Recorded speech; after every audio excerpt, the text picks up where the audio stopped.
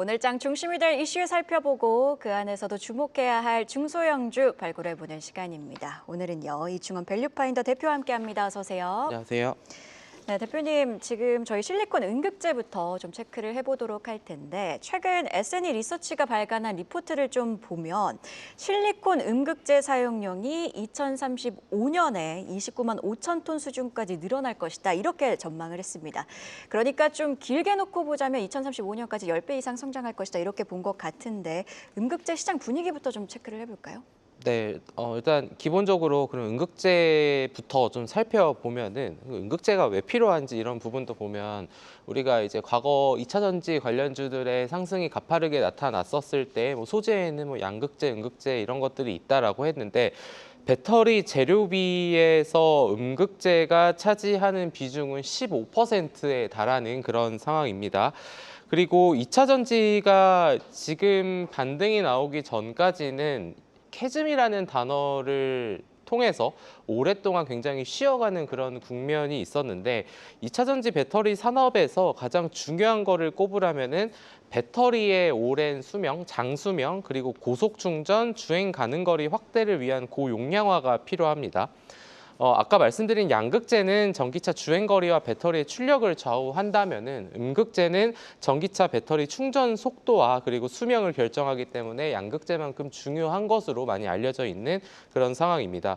이런 상황에서 최근에 중국에서 이제 리튬 가격이 반등한다 이런 소식들이 많이 전해지면서 그러면은 캐즘은 어느 정도 끝난 것이 아닌가 이런 기대감과 더불어서 혹자는 2차 전지가 너무 많이 하락을 했기 때문에 이제 공매도에 대한 숏 커버링이 나오고 있다라는 의견도 있고요. 그리고 너무 많이 하락을 했으니까 이제는 리튬 가격도 반등하는데 여기서 더 하락을 할 수 있을까 이런 부분에 대해서 좀 매수세가 몰렸다라고 우리가 생각을 할 수가 있을 것 같은데 이런 상황에서 앞서 말씀을 해주신 시장조사업체 S&E 리서치가 2035년까지 글로벌 리튬 2차 전지 실리콘 음극재 시장이 향후 전기차 주행거리 확대 등의 이런 적용 수요와 맞물려서 작년보다 이제 10배 성장할 것이다라고 전망을 했는데 리튬 2차 전지 음극재 시장에서 실리콘 음극재가 차지하는 비중은 지난해 기준 1.3%였었고 그게 2030년에 4%, 2035년에 6%까지를 전망을 했고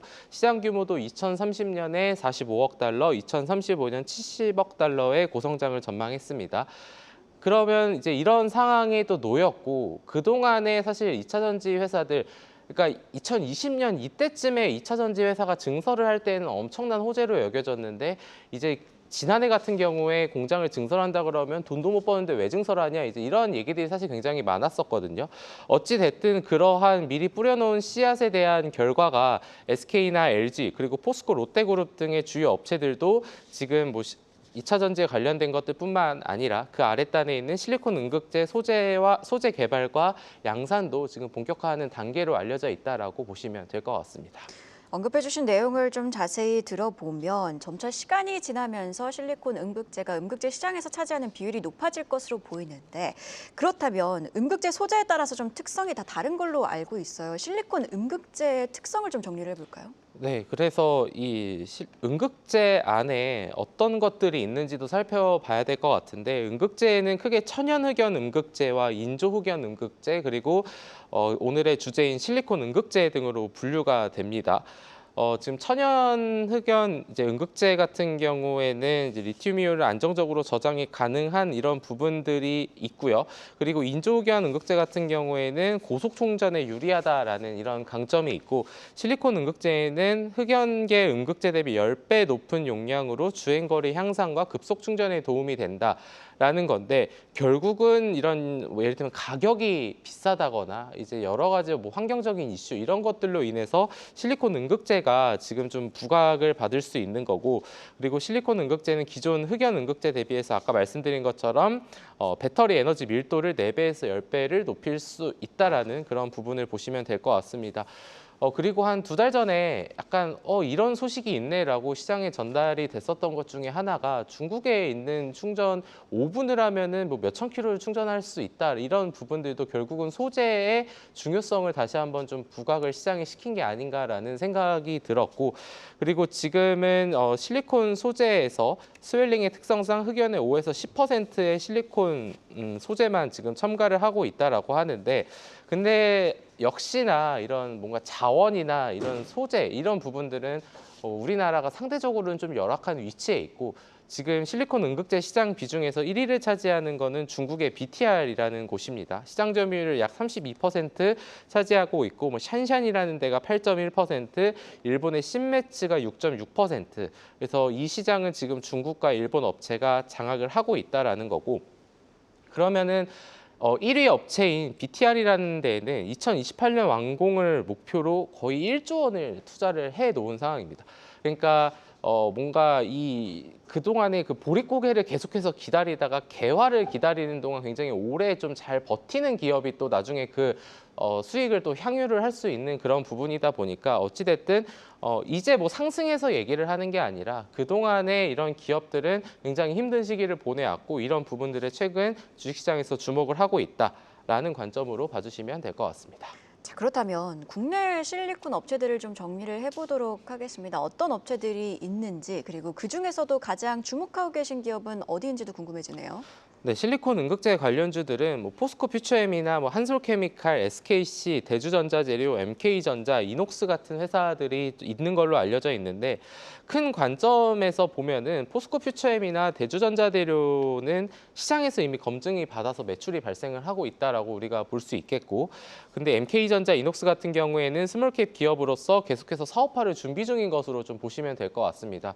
여기에서의 이제 투자 전략을 보면은 이거는 이미 검증돼서 그냥 트레이딩을 하겠다라고 하면 앞서 말씀드린 대주전자재료나 포스코 퓨처엠이 맞고, 아직 뭔가 관련 매출이 실질적으로 발생을 하거나 돈을 벌고 있지는 못하지만 그런 뭔가 사업을 진행 중이고 스몰캡이라는 강점을 보고 싶으면 MK전자나 이녹스가 낫지 않나 그런 생각을 하는데, 저희 관점에서는 토픽 종목은 이제 대주전자재료가 좀 맞지 않나라는 생각을 하는데, 이미 2023년부터 1,500억 원 이상의 공장 투자를 진행을 했고, 동사의 실리콘 응급제가 일본 파나소닉을 통해서 테슬라 전기차, 그러니까 모델 Y나 주니퍼에 지금 적용이 된다라고 하니까 아예 그냥 좀 어느 정도 검증되고, 예를 들면 사업이 준비를 하고 있는데 잘 안 될 것 같다라는 이런 리스크를 제거를 하고 싶다면은 포스코 퓨처엠이나 대주전자재료 같은 종목이 좀 좋지 않나라고 보고 있습니다. 네, 큰 틀에서 보자면 테슬라 밸류체인에 엮여 있는 대주전자 재료까지 좀 체크를 해봤고요. 두 번째 이슈도 함께 확인을 해보도록 하겠습니다. 한 달 전에 개봉한 애니메이션이죠. K-팝 데몬 헌터스가 전 세계적으로 인기를 끌고 있습니다. 개봉 직후에 전 세계 40개국에서 넷플릭스 1위에 올라서 화제가 됐는데, 사실 이 넷플릭스 같은 경우에는 초반에만 좀 화제가 되고 이 순위를 유지하기가 굉장히 어려운 걸로 알고 있는데, 지금 벌써 보시면 개봉 4주차까지도 글로벌 순위 1위에 이름을 올렸더라고요. 네, 요즘에 이제 굉장히 많은 이슈를 받고 있는데, 사실 저는 못 보기는 했지만 주변에서 많이 보고, 특히 이제 뭐 아기를 키우시는 분들도 많이 본다고 하시더라고요. 새로운 K-팝이 계속해서 세계 이목을 다시 한번 모으고 있다라는 소식이 전해졌습니다. 뭐 K-무속 하고도 결합이 되고 뭐 애니메이션하고도 이제 같이 결합이 된 건데, 말씀해주신 것처럼 이 K-팝 데몬 헌터스는 전 세계 40개국에서 넷플릭스 1위를 차지했고, 우리가 아는 뭐 오징어 게임이나 이런 데도 약간 이제 2주차 넘어가면은 1위는 내주는 그런 모습들이 있었는데, 요거 같은 경우에는 4주차까지도 1위를 유지를 했고, 영화 속 남자 주인공이 남자 아이돌 노래를 불렀는데 그게 미국 스포티파이 1위를 차지했는데, 우리가 아는 남자 아이돌 그룹 중에서 어디가 최고였을까를 보면은 BTS의 다이너마이트가 3위까지 올라갔다고 합니다. 정말 대단한 수치인 것 같고, K-팝 그룹 최초로 1위를 차지한 거라고 하고요. 그리고 뭐 여자 주인공이 부른 걸그룹 노래 골든도 1위를 지금 차지하고 있다고 합니다. K-팝으로 다가가서 무속의 콘텐츠 원형을 신선하게 던진 것이 주요했다라는 게 이제 전문가들의 분석이고요. 여기에는 뭐 빅뱅이나 블랙핑크, 뭐 2NE1을 작업해온 프로듀서가 작곡을 맡은 것도 굉장히 고퀄리티로 작업이 됐다라는 얘기도 있는 그런 상황입니다. 그래서 오징어 게임이 넷플릭스와 전 세계를 휩쓸었던 것과 달리 제가 생각했을 때는 더 많은 영역에 더 큰 영향을 주지 않았나라는 생각을 하고 있어서 생각보다 시사하는 바가 굉장히 크지 않나라고 보고 있습니다. 저는 사실 이 데몬 헌터스를 봤는데 보면서 울면서 봤거든요. 그래서 꼭 한번 보시기를 네. 강력 추천드립니다. 자, 이 데몬 헌터스를 보면 계속해서 지금 콘텐츠가 재생산이 되고 있다는 점도 의미가 있고 또 여러 의미에서 의미가 있다고 강조를 해주셨는데 그렇다면 국내 산업에 미치는 영향을 좀 더 한 발 더 들어가 볼까요? 네, 우리가 이제 뭐 K-팝, K-드라마 이런 흥행 이후 산업의 영향, 어느 산업에 더 영향을 주는지에 대해서 생각을 해보면은 결국은 OSMU라는 단어로 우리가 설명을 할 수 있을 것 같은데 한 가지 소스로 여러 가지에 다양하게 사용할 수 있다라고 보는 그런 관점입니다. 그러니까 이제 향후에 후속 작품이 나온다던가 아니면은 뭐 공연을 통한 굿즈 판매 이렇게 연관되는 경우들이 많은데 그렇게 되면은 약간 엔터 회사들이나 IP 회사들에게 긍정적인 영향을 주는 경우가 많았습니다. 그리고 이번에 다시 한번 이제 K-팝 데몬 헌터스는 미국, 유럽 시장 규모가 큰 주류 시장에서 우리나라에 굳이 약점을 하나 뽑자면은 그쪽에서 유의미한 성과가 없었는데 그쪽도 이번에 뚫어놨다라는 그런 부분이 좀 긍정적인 소식인데 근데 이거는 제가 뭐 계속 좋은 얘기하다가 참 아쉬운 부분을 하나 말씀을 드리고 싶은 거는 이게 넷플릭스라는 게 정말 어마어마한 OTT의 영향력을 갖고 있는 플랫폼이긴 하지만 우리가 예전부터 계속 거론이 되어 왔었던 게 수익 배분이나 저작권에 대한 그런 아쉬운 문제들은 사실 우리나라가 계속해서 좀 해결을 해야 될 문제가 아닌가라는 생각이 듭니다. 일각에서는 뭐 열악한 산업 환경 속에서 이런 OTT 회사들이 저작권을 가져가는 거에 대한 부분이 결국은 구조적인 한계에 봉착해서 이런 쪽과 함께하지 않으면 그런 작품이 애초에 탄생하지조차 못한다라는 그런 아쉬운 얘기들도 있다 보니까 이런 부분들은 우리가 지금 전 세계 위상을 떨치고 있는 만큼 앞으로 풀어나가야 될 한 가지 숙제가 아닐까라고 좀 보고 있습니다.